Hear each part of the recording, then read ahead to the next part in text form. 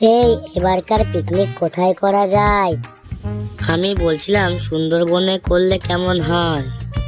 এটা তুই ঠিক বলেছিস, সুন্দরবনে করলে ভালো হবে। নৌকার ওপর পিকনিক করব।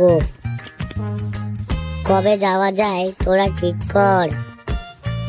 আজকালকের মধ্যে বেরিয়ে পড়াই ভালো। তাহলে কালকেই যাওয়া যাক। একটা গাড়ির তো ব্যবস্থা করতে হবে, সেখানে ডিজে নিয়ে যাওয়ার জন্য। আমি গাড়ির ব্যবস্থা করে দিচ্ছি, তোরা পিকনিকের যা যা লাগে সব রেডি কর। আজকের মধ্যেই গুছিয়ে ফেলতে হবে। তারা সবকিছু রেডি করতে গেল। তাদের সব রেডি হয়ে গেলে তারা বিকালবেলা গাড়ি নিয়ে বেরিয়ে পড়লো।